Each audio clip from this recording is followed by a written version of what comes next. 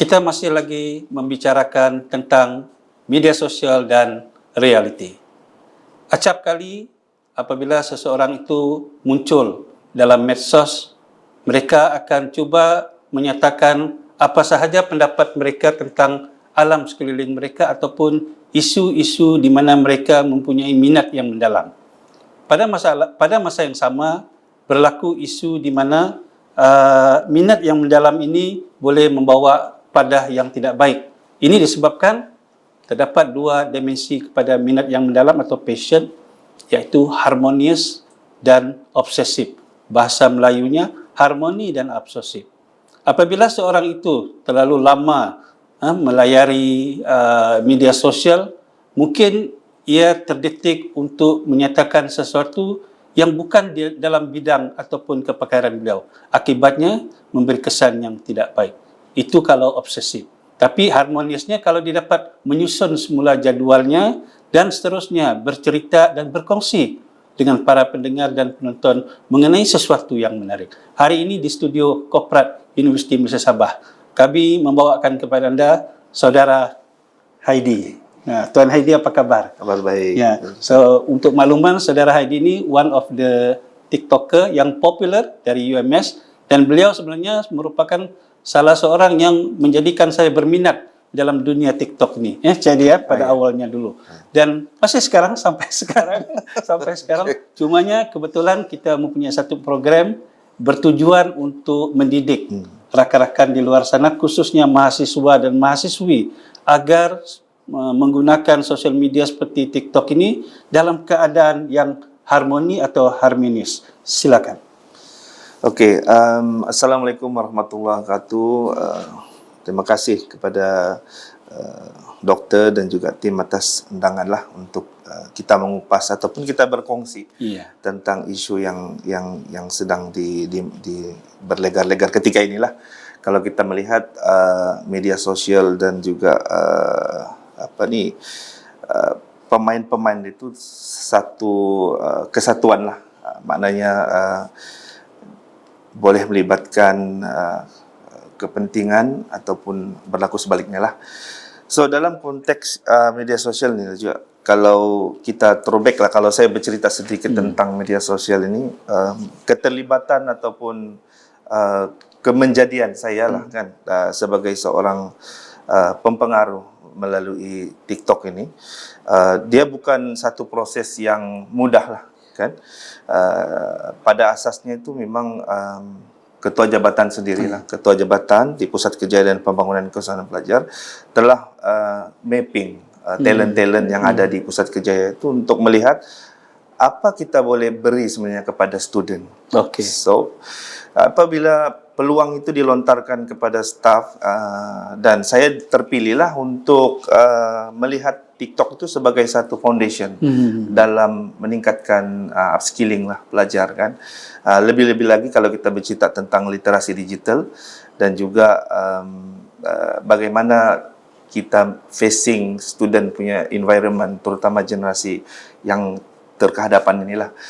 Jadinya saya mengambil cabaran itu dan melihat bahawa sesuaikah saya ini sebagai seorang yang berumur ini terlibat dalam media sosial. Jadi persoalannya di situ ialah kemenjadian saya itu sebagai seorang yang memahami tentang dunia literasi digital, khususnya TikTok ini. Adakah saya akan menjadi orang yang seperti yang dibincangkan tadi, persoalannya itu, adakah kita akan follow ataupun go through peraturan dan sebagainya, ataupun kita mungkin akan bila orang mengalami kecelaruan lah dalam mengurus tugas hakiki dan sebagainya lah. Jadi pada saya di peringkat awal itu memang kita mencari-cari sebenarnya macam mana kita bawa perjalanan kita dalam dunia TikTok ini, dunia media sosial ini. Dan macam-macamlah kita lalui, daripada saya kosong dan tidak tahu apa-apa, dan kita dihantar berkursus dan diberi pendedahan untuk menilai sejauh mana apa yang kita buat ini memberi impak kepada pelajar. Dan pada masa yang saya tidak nafikan ada sedikit pengorbanan lah dari segi ialah bukan juga kecelaruan, tetapi mungkin dari segi time management itu. Di antara mana yang boleh kita buat, tidak boleh dan sebagainya. Dan akhirnya bila fasa by fasa itu berlaku, saya melihat bahwa kita sebenarnya, saya mengambil pendekatan untuk begini dokter, saya mengambil pendekatan biar kita kawal TikTok. Jangan kita dikawal oleh TikTok. So, bila kita kawal TikTok, maknanya kita mengurus kita punya masa itu dengan baik. Tapi kalau kita dikawal oleh TikTok berjam-jam, masa tidak kena dan sebagainya, akhirnya dia akan pada saya lah membunuh kita punya credibility lah. Menurut pendapat Saudara Heidi lah, adakah berlaku keadaan di mana yang disebutkan tadi bahwa kita dikawal TikTok?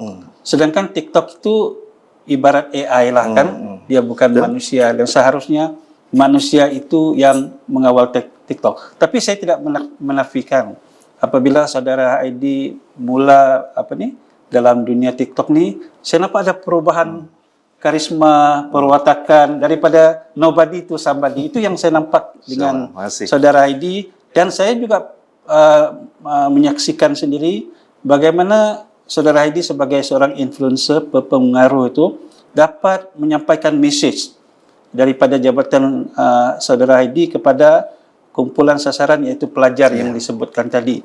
Cumanya bila kita sebut pasal harmonis dan obsesif ni, ialah harmonis itu kita dapat mengatur masa dengan baik tanpa mengorbankan masa bekerja kita. Malah jika kita mengikut masa yang teratur, bukan sahaja kita dapat mengawal keadaan, sebaliknya kita dapat mengawal kesihatan kita. Itu dia punya impak harmoni. Isunya di sini ialah bila kita obsesif. Bila kita obsesif ni, kita mula bercerita dalam konteks yang kita faham, yang kita mahir, objektif sebenar. Tapi tiba-tiba tu, sebab terlalu seronok on air, ramai orang like bani, kan? Ramai orang like. Jadi sampaikan macam Saudara Heidi kan, sekali-sekala tu saya nampak highlight tentang bidang yang bukan asalnya itu. Boleh jelaskan? Okey, saya tidak dapat nafikan. Saya selalu berkongsi macam ni. Kematangan kita dalam media sosial ini, terutama TikTok ini, dia adalah satu proses. So, bila dia satu proses, kita akan melalui fasa ingin tahu, fasa seronok dan fasa matang. Jadi dalam fasa seronok itulah kadang-kadang saya tidak nafikanlah, saya pun pernah terjebak juga bila saya suka untuk bercakap live dan sebagainya, kadang-kadang terlari fokus sedikit. So itu yang kadang-kadang mungkin audiens nampak sekejap dia bercakap pasal ini, sekejap ini. Tetapi itu adalah satu pembelajaran yang berhargalah untuk saya apabila dalam TikTok ini yang paling penting is about knowledge. Sebab itu bila kita buat live, sebenarnya keberanian saya ataupun mana-mana lah, saya rasa semua influencer is the right time, sama jugalah pendekatan dia. Apabila kita sudah mula memahami bagaimana mengurus TikTok atau media sosial ini dengan matang, kita akan tahu bahawa DNA kepada keberanian ataupun level of confidence kita bercakap itu untuk mengelak berlakunya daripada obsesif itu tadi itu ialah ilmu.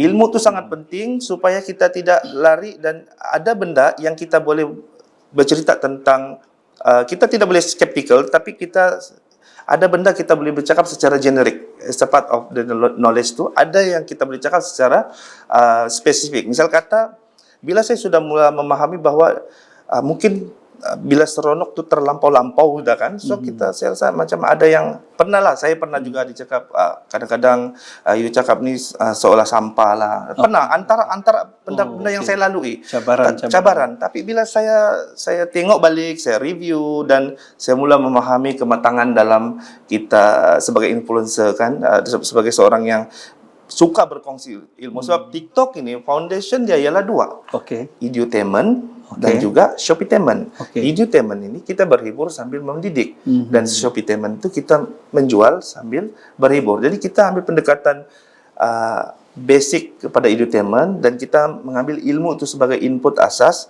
So kita kenal pasti mana yang kita boleh cakap on track kita yang memang bidang kita, mana yang mungkin secara umum dan spesifik itu, dan akhirnya kita boleh mentelaah lah mana-mana yang kita boleh sharing dengan orang supaya macam kita tahulah bila kita sudah terlupa mulalah cakap yang bukan-bukan dan sebagainya. So itu kadang-kadang dia akan lari kepada satu sisi keburukan itu. Apabila kita bebas bercakap, tidak ada fakta dan boleh dianggap sebagai sengaja mendapatkan trending dan sebagainya. Isunya di sini, Saudara Hadi, ialah ruang yang percuma.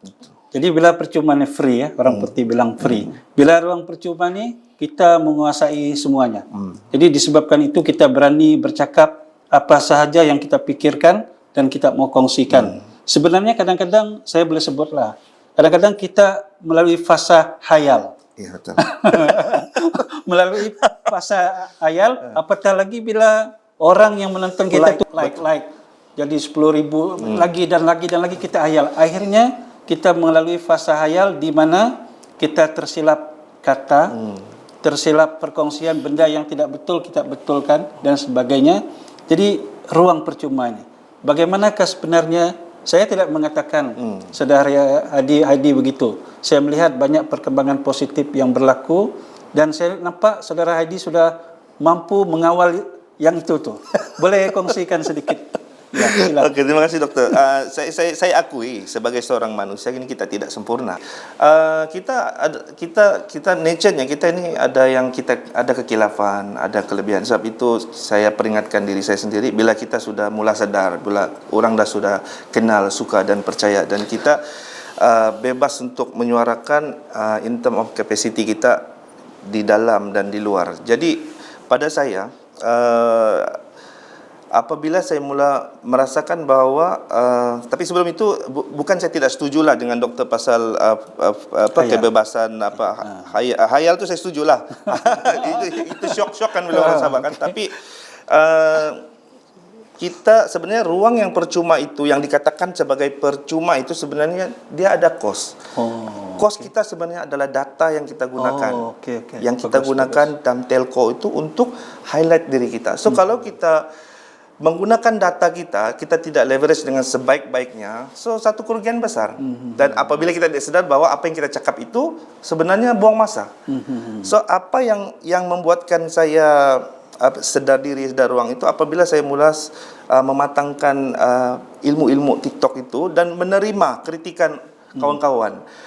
Terus terang ada yang cakap mungkin karakter kau ni macam ni, mungkin ayat kau ni tidak sesuai. Kalau saya tidak matang untuk menerima teguran itu, saya akan suka hati saya lah. This is my perform, this is my stage.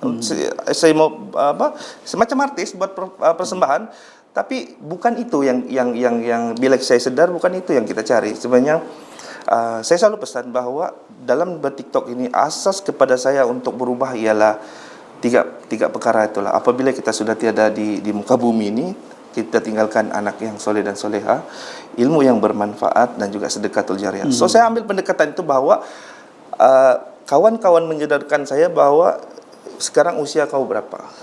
Kalau kita tengok berapa 30 tahun tu apa yang kita telah buat? Ada sahabat kita yang inilah memberi kesedaran. So saya tengok bahawa this is the right time, the right place untuk kita buat sesuatu untuk berkongsi dengan orang. Kena lagi pengarah bagi green light.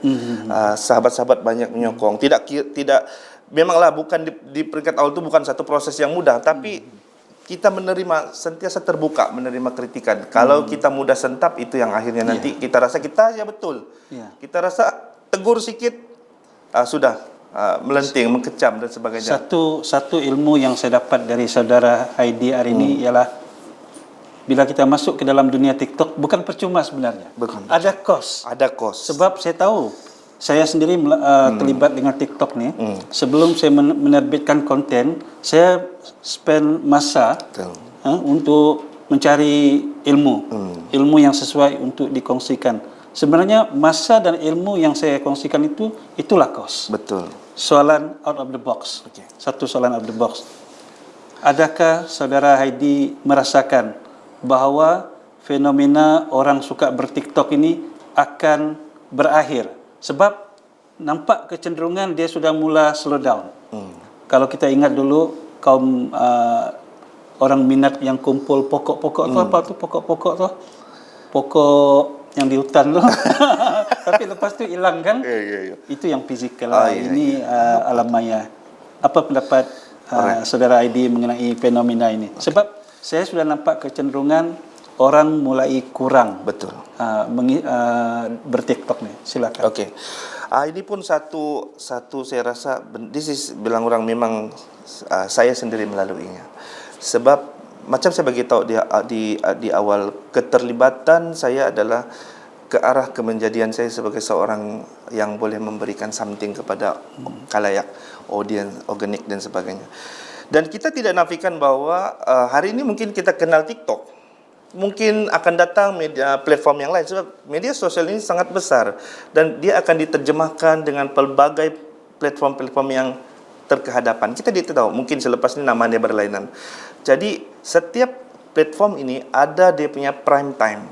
So bila masa prime time dia itulah kita sudah nampak, macam saya sendiri. Bila saya tidak cakap saya manipulate platform ini, tetapi saya merasakan bila saya sudah mula kaji, saya sudah melalui YouTube, bla bla bla and so on. Tapi bila saya nampak the trending is TikTok pada hari ini, saya bukan melihatnya saya akan gunakan dia sampai bila-bila, tetapi macam mana saya manipulate secara positif. Sebab saya yakin bahawa selepas ini banyak vendor-vendor platform ini akan muncul. So kita ambil dia punya features-features, the way of communication yang diadakan itu, untuk kita highlightkan diri kita buat branding. Macam sekarang, saya tidak macam kalau ramai perasaan, saya lebih kepada daripada online ke offline. Orang mula kenal saya dan panggil saya secara offline. Jadi impact kepada TikTok itu sebenarnya bukan saya perlu kekal selama-lamanya berada di TikTok, tetapi the way of kita menggunakan atau manipulate platform itu dalam dalam in term of media sosial itu, itulah sebenarnya dia punya kemenjadian dia itulah. Soalan lastnya. Ada lagi. Saya perasan, saudara Aidi, bidang saudara Aidi inilah nyanyian, kumpulan band dan juga mengenai kerjaya.